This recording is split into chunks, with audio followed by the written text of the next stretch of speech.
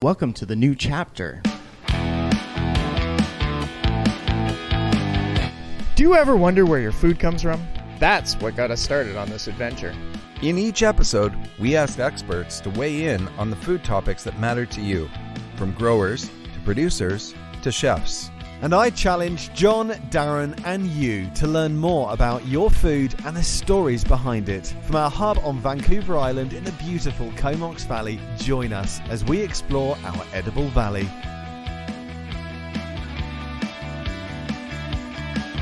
We are back and my gosh, we have got a lot of news for you today.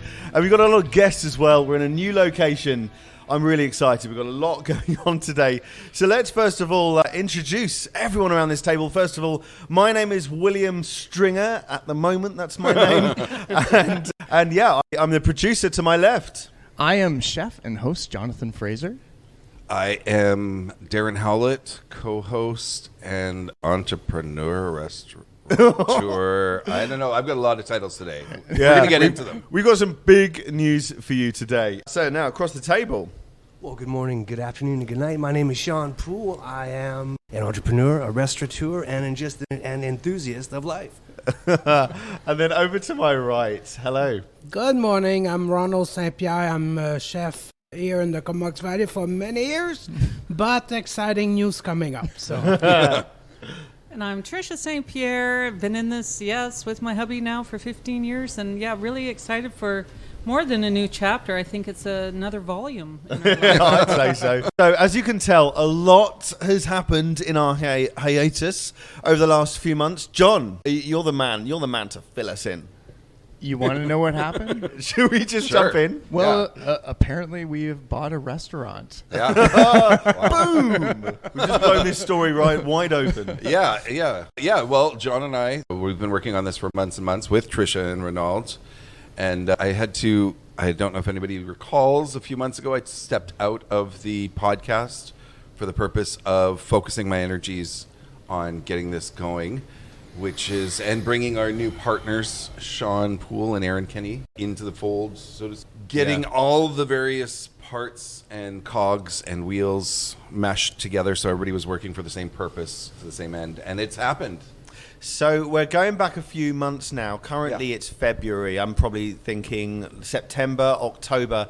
All of us started to get pretty stressed. And the reason for that, I mean, I've got a baby on the way. That's my stress. These guys came to me back in October and said, just to let you know this is happening. Yeah. We're going to be buying a restaurant. Now, if you're not from the Valley, this is pretty much the best restaurant in town. Yes. I say pretty much because I have close dealings with another restaurant. It'll be slightly yes. There's slight bias. Understood. And it turns out, this is the weird thing, it turns out that buying a restaurant is actually quite difficult and complicated and You'd stressful. be surprised. It's weird, not as isn't it? easily as just coming to an agreement and a dollar amount. There's a lot more involved, which I think we'll probably go into in another episode down the road. Yeah. Advising people on how they too can buy a restaurant and have it eat up a year of your life. In every way. So we're going to keep you and John and Darren to sort of talk a little bit about what is going on, and then we're going to bring our wonderful guests that are going to be an absolute key part in what's going on. Ronald and Trish, I guess less so as time goes because you've earned your rest. So, John, what do you reckon, mate? Well, why don't you start where you got into here? We haven't even mentioned the restaurant. It's locals. It's locals restaurant, Right? yeah. Locals, like the Because centerpiece of the valley. People know who we are. Yeah. Not everybody knows who we are. Actually, Trish, why don't you tell us exactly what locals is? Because Yeah. What do you mean, what locals is? Well, take us back. Why don't we Wow. start with where it came from and then where we came into the picture down 13, So you want me to tell you 14, how 15 we years? started? Yeah. Yeah, Let's get into it. My Yeah, perspective? let's do it. So we're in the Comox Valley. Yeah. What year are we in? Oh my goodness, 15 years ago. 15 years ago. Yeah, 2008. 2008. And Ronald had fallen and ruptured his quadriceps, so I had him home for a couple of weeks, and then we just started talking about what to do, how to move forward in life. He was working elsewhere, and I decided he always worked like an owner, chef owner, so we really started to explore the idea of opening our own restaurant, and then we we're sitting in the hot tub bouncing around concepts, and it wasn't about the chef and it's not about the servers, and we realized that it really has everything to do with our local food producers. And that's where we came up with the whole concept of just really champion local food production, and that's where the name came from, locals, food from the heart of the island, meaning food for the heart, for the producers, the chefs, the servers, from Ronald and I, and then we're physically in the heart of the island. So that's really where the name came from, the whole concept of Right. local food production and honoring.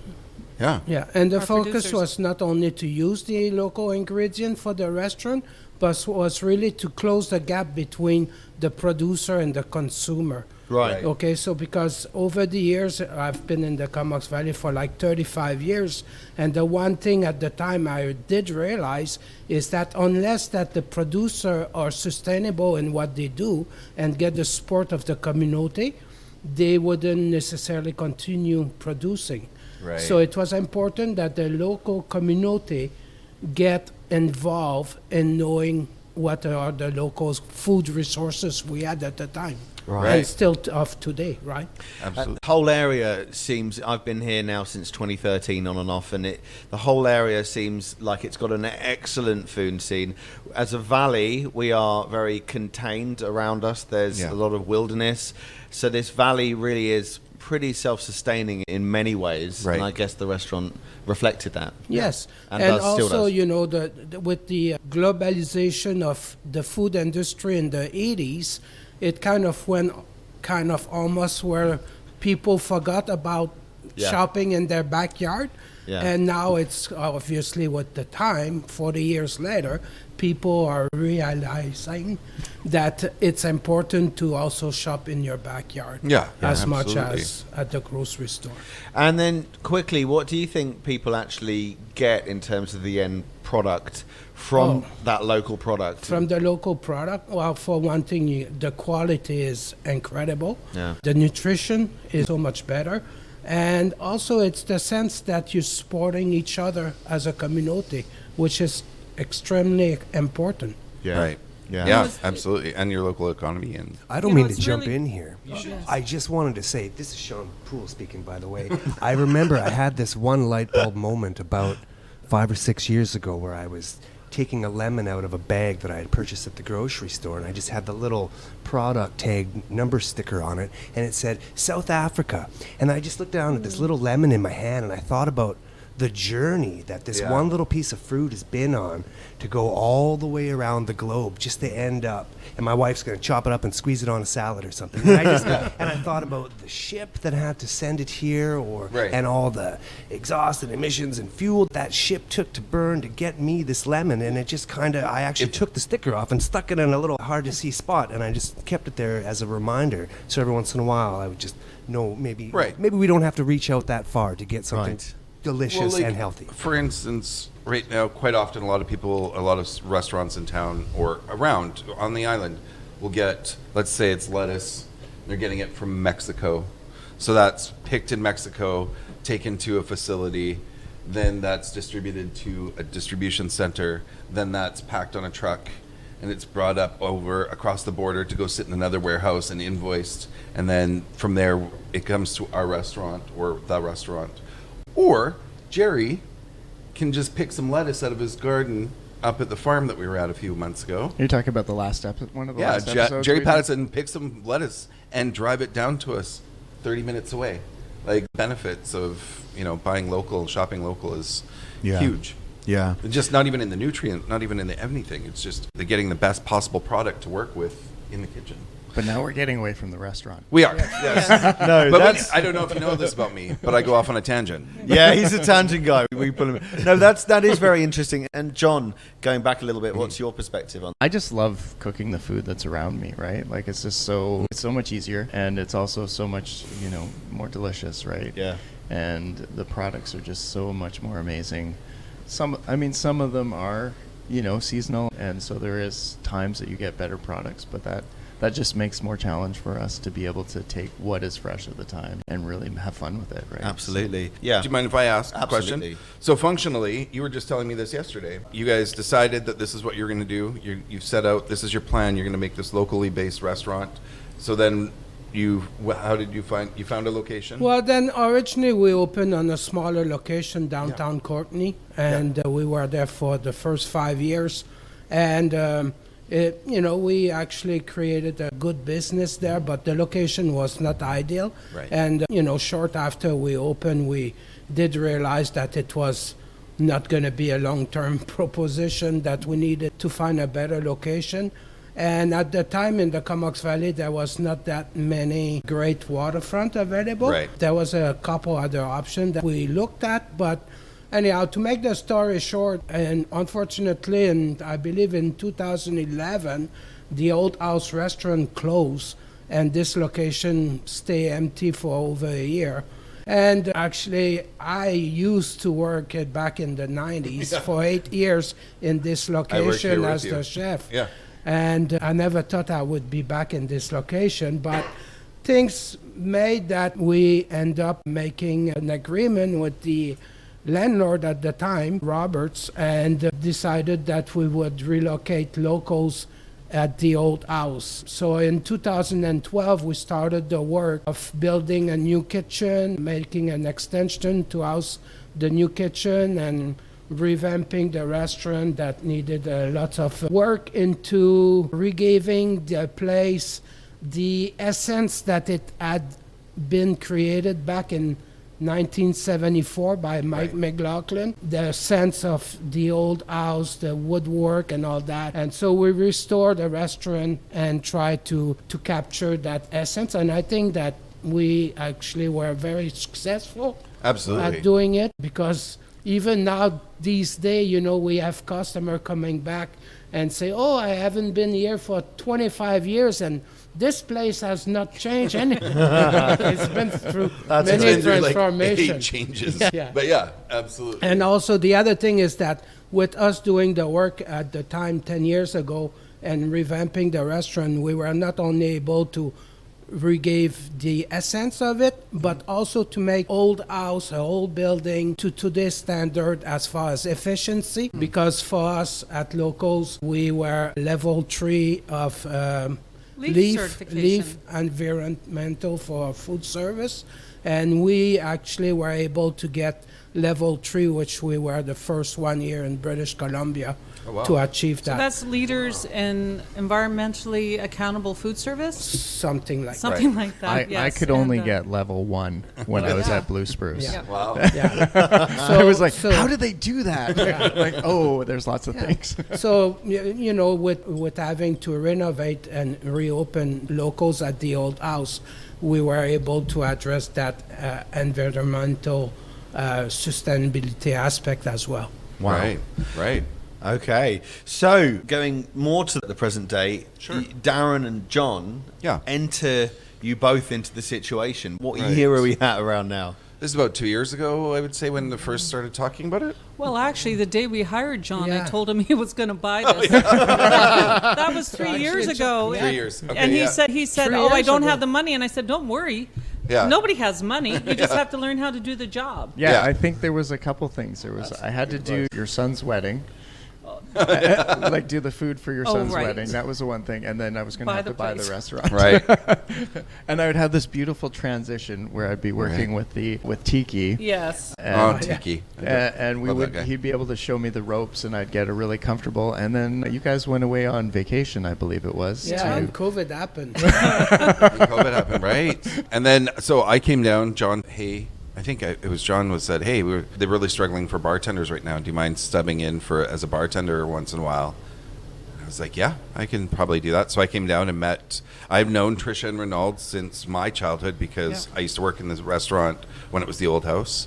And so I came down and talked, and I came on as a bit of a relief bartender. And after I think about a month or so, Trisha's like, so, you guys gonna buy the place? Yeah. I was like, what? Wow. So Trish, I've been kinda pushing see it. It's kind of like a wedding when you meet two people and you're like, you're gonna get married someday. Well, Yeah. You saw that. You saw the relationship. For a long time, we were hoping that one of our kids would want to do this, but I think growing up in the industry, 15 years is half their lives. They've seen what it takes, and they weren't interested. Neither one are passionate about cooking.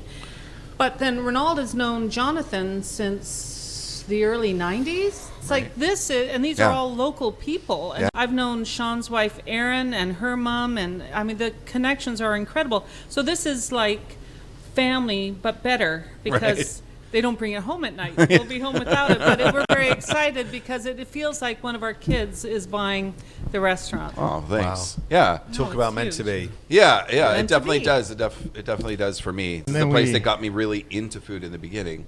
But yeah, so we got so Sean then the and next Aaron. step was, as John and I were trying to get this going, we realized we didn't have, I mean, not to get into too much of the underbelly, but we realized we didn't have all the financing.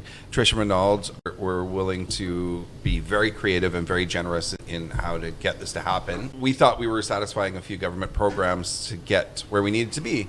And at the end of the day, they sort of said, no, we'll get you halfway there. So John and I, kind of dejected, frustrated, we realized whatever we had on the table was now on pause. And so we put it on pause, and then literally walking through the parking lot that day after. Excuse me. Call it serendipity. Actually, you said put pause. Yeah. Let's hit pause on that and go back about 10 or 11 years ago. Okay. 10 or 11 years ago, I had the privilege and pleasure of managing one of the more successful restaurants in town that William currently also has some association with. At that point in time, Chef Jonathan was the executive chef of that property, and Darren was a front of house server extraordinaire. I Now was the we manager. it's the Atlas Cafe. It's going to slip out, and we love the Atlas Cafe. Yeah, no, So we all met working at Atlas together. We all met working at the Atlas. After about a 2.5 or 3 year stint as manager, my wife and I returned back down to the South Island to Victoria to continue on, and we just had recently, about a year ago, moved back into the valley. Happily, we're parents now. We brought our son to grow up in the place where we grew up, because this is probably just one of the best places on earth. No offense, other places on earth. And we were... Quite literally, serendipity stepped in, and we were heading to a legal office to sign some papers on all the various papers that must be signed when buying a home or whatnot. And this handsome man in black, not Johnny Cash, his name is Darren Howlett. He suddenly we see each other in a parking lot, and he kind of gives me, hey, John and I are trying to buy this place. And I'm like, well, look at those guys. So good for you. Good for you. And suddenly, about 6 months later, a fateful phone call kind of caught me up to speed. It said, we need a little love to make this happen. And, you know, life is short. So we said, well, how much love do you need? And, and next thing you know, fast forward to February of 2023. Yeah. And here we are, all four proud owners of locals of the Old House. Wow. It's a Absolutely. wonderful. There it is. It was meant to be. Yeah. You know, That's another beautiful. really funny part is Aaron's brother babysat my kids when I started teaching at the college. And then Aaron came to see me about 12 years ago when she was taking a course at the college about how to write a good business plan. Oh, So, wow. I mean, our ties go so far back. Yeah. Yeah, and the influence, not just ties, like you've influenced all of us, and now here we are coming to roost. Wow. Yeah. So it's great news. And how is this going to affect the podcast? I think that's another thing Well, to I put in think there. for our listeners, actually, it puts us back on track a bit because we now have another location with which I think the thing with us with the podcast isn't necessarily finding a location with which to produce it. It's finding an inviting environment where it's comfortable and easy for our guests to get to. So by housing it Are here, you saying my basement's a little creepy sometimes? I'm not saying anything about your basement. I'm just saying that the dining room of the locals and the old house building and all of that. I think that is a fantastic arena for us to continue the podcast in. I actually think that the podcast and the brand of this restaurant go really well together. Well, They are. Well, yeah, and Very similar. Exactly, and that's something I've been saying for a while. How on brand this is for John and I, in that we've been doing, and William, we've been doing this podcast for 11 years or so, almost 12 years, I think, next month, and all we've done is talk to local food producers, growers, fishermen, farmers. We're talking to everybody that makes the food in the valley. And now we get to go to the place that shines a light on all the people that make the food in the valley. You know, it's the next step of what we were meant to do. Yeah, no, Yeah. it's like it's kind of sort of a little bit unreal still to me. But I'm still. Well, we're in and we should mention that we're just in the first few days of this, so everything's pretty heady, and we're a little bit. I'm a little. Yeah, I was quite happy to be completely consumed with the inventory over the first couple of moments, because I was like, I don't know what I'm doing. I'm like, just count everything and make sure we know what everything is. So that's been, that's where my head is. But yeah, it's still like I'm completely honored that Trish and Renaud are passing this along to us. Same here, like, absolutely. Well, for me, the biggest thing is that we did not want a chef to swoop in from some other place, want to buy the restaurant and impose themselves upon the valley. Yeah. And this is totally fitting. Locals staying local. It's local people buying, people well known in the community. It's just such a natural progression. Right. And in the beginning, in the early stages, you even said there was some outside interest from outside parties. And that was just it. You were like, well, the option is, take the money and run from these outside parties, or help nurture this deal along where the restaurant stays true to its vision. Yeah.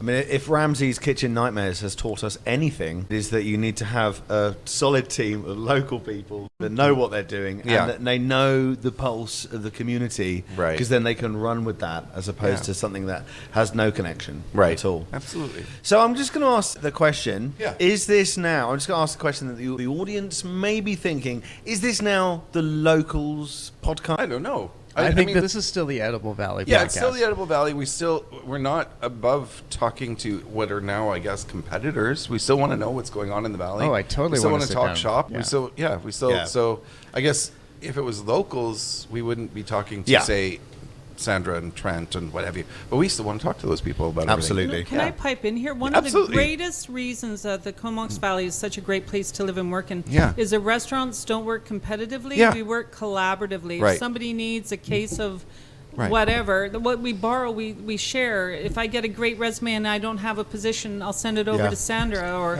over to Barb. So in COVID, we all just really got in together, and how can we all ride this wave together and share our knowledge. So I never worry about competition. It's about building a bigger pie rather than competing. Absolutely. So this fits totally. It just that loving that keeps going on in the food industry in this valley. It just. If I can throw in a little anecdote that I think is going to lead to another episode. Our manager here, Matt, he's about to open his own establishment. He's opening something in Cumberland. He did a pop-up dinner at Riders a few weeks ago, and he's going to do a couple more. He's using that to sort of trim out and dial it in his menu, and then he's going to open his own establishment. And he'd let the staff know that this was happening, and he said, if you can stop by, that'd be great. He had a lineup. He opened at 4:30, and he had a lineup out the door at 4:35, and the entire staff was part of that lineup. I was number 70 on the line. I know, like 60 on that list. Most of us didn't went get somewhere in there. else. Yeah, most of us didn't get in there, and it was just we all wanted to support him.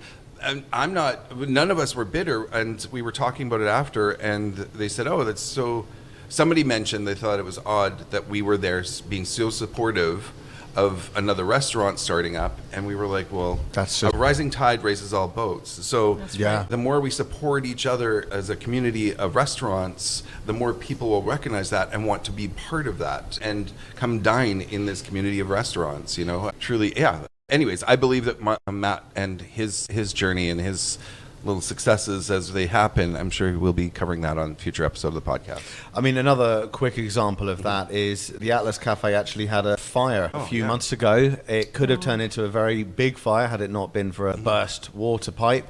And a bunch of local businesses got together, and the Church Street Tap House actually helped do this, so we could actually go there, put the hat out, loads of money went into it, and then we all got to meet up and have a really good Christmas party, thanks to the generosity of those local businesses, for us to all kind of collect ourselves and go, wow, we almost burnt down.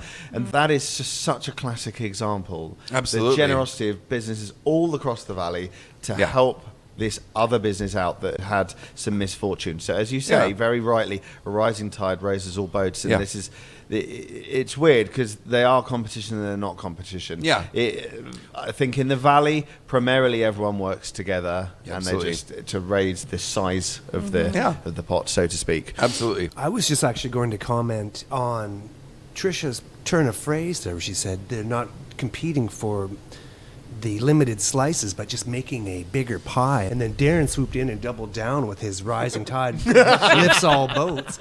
And I just wanted to say that exactly that's part of one of the reasons why we kind of moved back to the valley. And that's just the wonderful positive approach to any situation. It's about, it's community and putting back into it. It's just that didn't come out as I wished, but it's just about the positive contribution and not what you can take from it. And we're all in this together. I think that's prevalent around here is, it's what can I add, not what can I take. Precisely. Yeah. So it sounds like we've got a great group of business owners that are taking over this amazing establishment in downtown Courtenay, or in Courtenay. Is it downtown Courtenay? It's the heart of Courtenay. It's the heart of Courtenay, for sure. It's by the river. It's an absolutely gorgeous location. Right. So well, we're excited just for the restoration across the river there. Yeah. with the couscous yeah, sign. that's going to look I gorgeous. know that's one of the things I said to John really when we were early in this process. I said, where else are we going to find riverfront property that the opposite, the view that we're looking at on the other side of the river is going to improve, not develop. Yeah. Like it's just going to become more natural,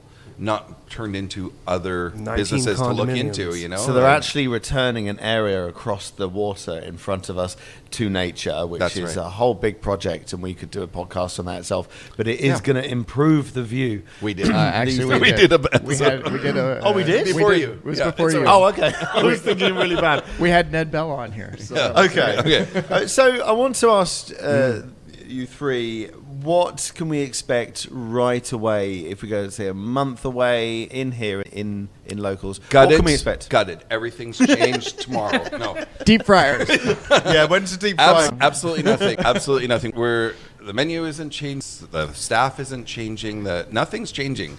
We don't jump into a restaurant of this caliber for this amount just so you can change everything.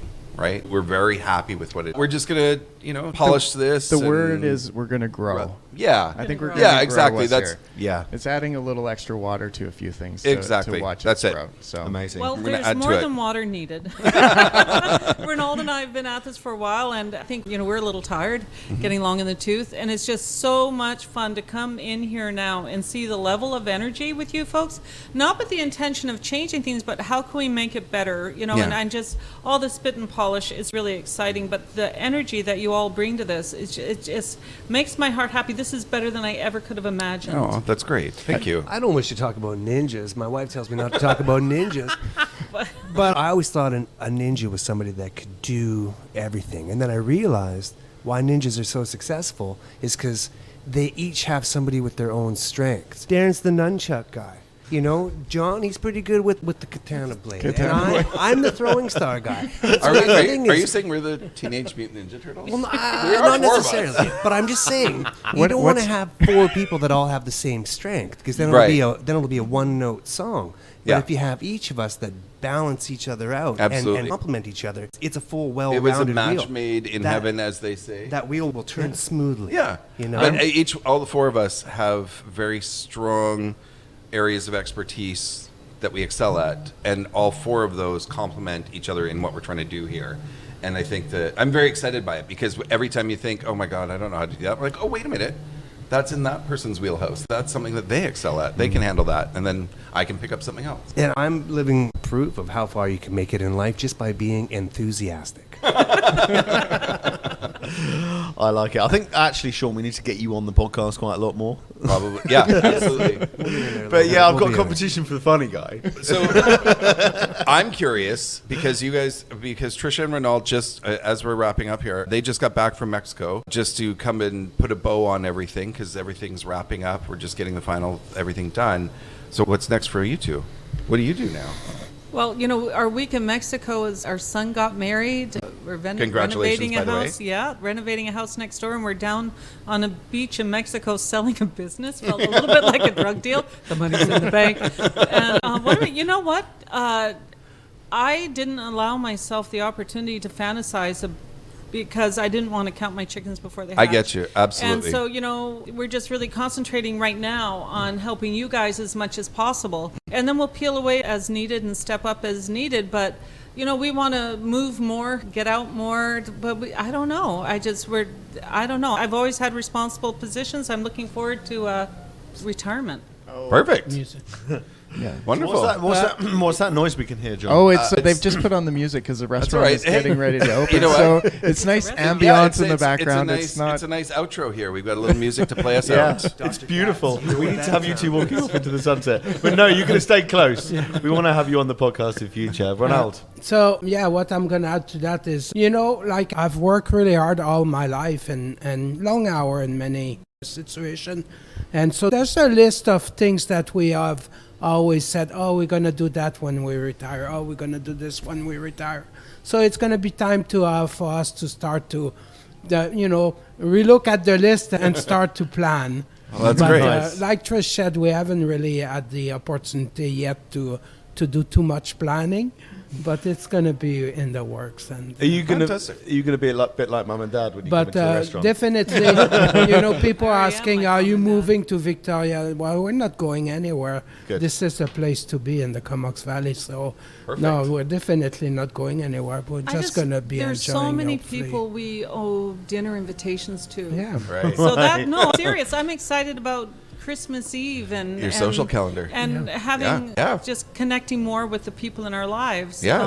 Without having our third child, our child that never quite grows up. So anyway. Well, looking back, I'm sure we've condensed, since 2008 into a lot.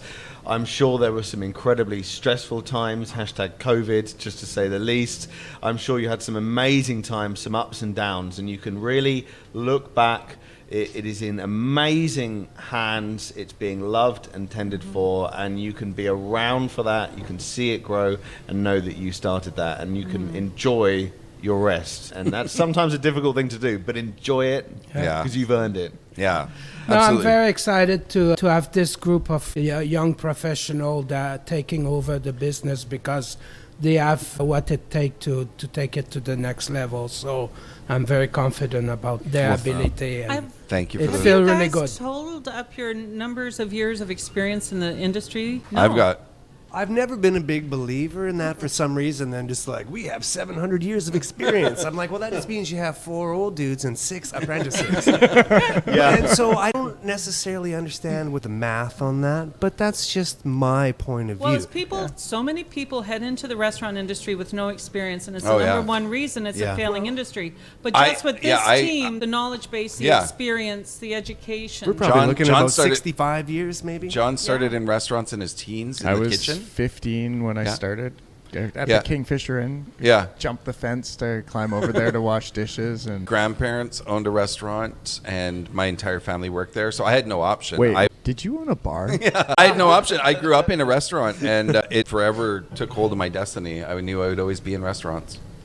I started maybe almost nearly 20 years ago now on various levels, all the way up to general manager of numerous restaurants and hotels and pubs and whatnot. And I always just took a shine to it. And I always liked being out on the floor and being trapped to a desk and looking at papers and numbers. I could do it, but it didn't. I like to be out on the action. I like to be part of the show, Yeah. That's just me, though. Yeah. Absolutely love it. So, We haven't talked about your lovely wife either. we need to, yeah. Aaron, well, why don't you tell us a little bit about yourself, Aaron? I'm just joking. She's not even here. I love this guy. No, honestly, though, my wife, we don't need to hear her story. She's just a wonderful person. She's the brains of the operation here. Let's be Totally- serious. absolutely. We're just about to celebrate our 10th wedding anniversary, or maybe our 18th year. She is a classically trained artist. She's a very successful and talented graphic designer. She's a marketing professional. She's had various prestigious jobs with prestigious firms and companies across big British companies. Columbia, Yeah. such as BC Transit, the University of Victoria. She's currently located here in town as well. And as I mentioned, each 4 pieces of the pie makes the wheel turn smooth. By the way, if we do adopt the Teenage Mutant Ninja Turtles, by the way, the Teenage Mutant Ninja Turtles are getting no money for this mention. You're going to have to fight her for Michelangelo. All right, that's fine. Yeah, She's the that's a cowabunga tough- dude of the She bunch. is the I'm pretty cowabunga sure. dude. Anyways, yes, and so as I mentioned, each of our strengths complement each other, and that's why I feel the soup won't be a little too salty. It'll have a nice umami. Umami. She's my mommy. She's my umami mommy. You know what I'm saying? And Sean's here all week as well. Yeah. Try the veal. Actually, we don't serve veal. Well, not yet. Yeah. Yeah, no, and I have to say, like, some of the work that Aaron's been doing for us is, like, some of the best food photos. I mean, both you and Aaron were working on some of the best We're about food to launch photos. the website again, relaunch the website this week. Yeah. And she's been working hard at that. So Fantastic. you can see her work when you look at any of the marketing, the social Absolutely. media. She will be brains Absolutely, behind her that. fingerprint all over it. I Yeah. mean, not even fingerprint; it's all of her work. You know, absolutely. We were just discussing at about 5:45 this morning the layout of a new photographic, advertisement in a Comox Valley tourism publication, which is coming out. In my past jobs and whatnot, putting on concerts, putting on events and whatnot, she's always been my go-to person creating the copy, the posters, the tickets, all of that. And so whenever you see her online, in a magazine and whatnot, that's her swipe of the paintbrush there for And sure. she's like, Darren, hashtags? And while we have an audience listening, just as my parting note, there's a misconception or a misunderstanding on some parts or a misinterpretation of things on some parts. Just to let everybody know that listening that might have a gift certificate out there or a gift card, they're all being honored. They're all being honored. Yeah. You don't have to panic and rush. We had a couple of panic phone calls, and I just want to make sure that while we've got everybody's ear, Yeah. it's all good. And we have really beautiful new gift cards. that We are- do. Come on down and buy one.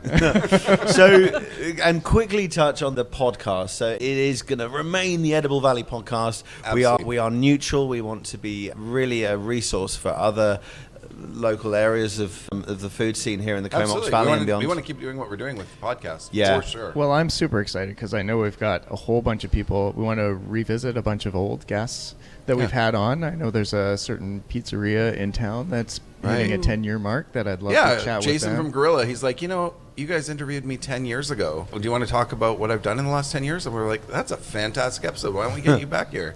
Yeah, I've taken on a couple apprentices with this e-training program, so that'll be exciting to talk to, hopefully with them and the instructors to see how talk a little bit about the apprenticeship program in the area. And there's like so I say, many I think other. we'll get Matt on here. We got lots of great episodes coming on. We got a lot of. I know I was talking with Richard down at the Kingfisher. He wanted to get on here, so there's lots of people to talk to. So what happens every time we take a little break with this, it's not like our interest wanes. It's just our ability to produce an episode wanes. We still keep finding people we want to talk to.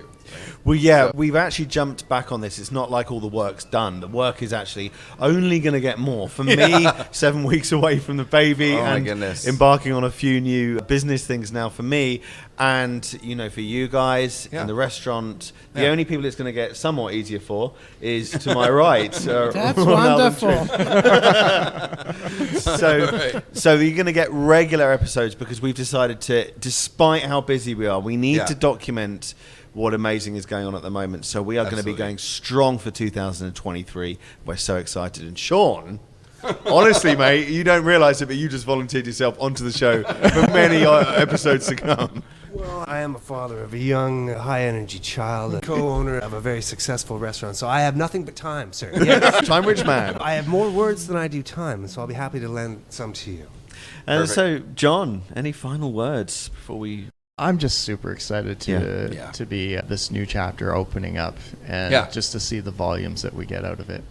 Well, to be my book cliche. Seeing you, all three of you, over the last few months, it is obvious how stressful this kind of thing can be because you've been your usual great selves, but also you can tell your mind has just had this weight of 1,000 buildings on it. Yeah, and now it starts to. And that's just it. I mean, these first few weeks, you sort of it's running around getting everything squared away and tickety boo. And then everything can resume back to regular service. And that's where we're easing into right now. And as far as you, the listener, are concerned, you're going to be along for every step of that. Absolutely. With some amazing guests coming up. Yeah, well, I would just like to invite everyone to come out and check out Locals and come meet us. We would love to get to know everyone that loves to dine here at the restaurant. And hopefully, if you haven't been here, to give it a try and come in and see what we have too. The building is absolutely gorgeous, and it's one of my favorite places. I'm actually shocked that, I've always looked at this restaurant as the center point of food in the Comox Valley. It's always been recognized. So to be in this position is surreal. Surreal, completely surreal. So. It's a real moment, a real line in the sand. So. You literally just took the words out of my mouth, Chef. I was just going to say, if and when you come down, and we sure hope to see you, don't be a stranger. Please just take a moment to wave and say hi and call us over. We're always out and about and scooting around Yeah. somewhere, but I'm the bald one. I am the baldest one. That's right. No, that's accurate. accurate. And so I'm just saying, yeah, because as I mentioned, this is a community restaurant, and we're proud and happy to be here. So just, if I have 30 seconds to say hi, I would love to use 29 of those saying hello to you. And so don't be a stranger. Amazing. And we look forward to seeing you here. Okay, well, that's about it. We will be back. John, when's the next podcast coming up? It will be shortly right after this one. We Yeah. have a couple lined up for recordings in the next couple days here. So Yeah, we'll, so expect it every couple of weeks. But for now, from the brand new ownership of Locals Restaurant in the heart of the Comox Valley, the heart of Vancouver Island, this is the Edible Valley podcast. My name is William Stringer. I'm the producer. To my right, I've got... Introduce yourself again. Tricia St. Pierre, former owner of Locals Restaurant. And I'm Ronald St. Pierre, also former owner of Locals. The new owners, Darren Howlett, owner. restaurant owner.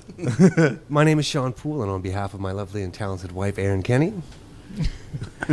and I'm still Chef Jonathan Frazier, and I'm an owner of a restaurant now. So thank you so much for listening. Take care. Cheers.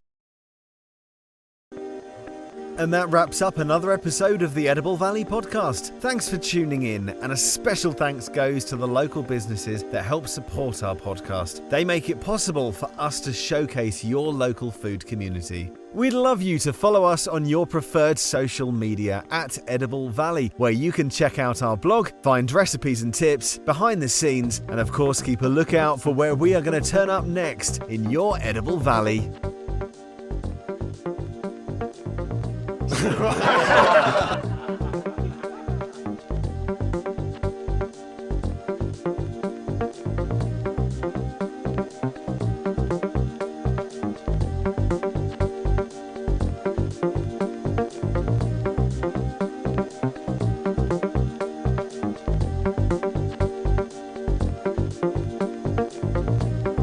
And this has been an Edible Valley production.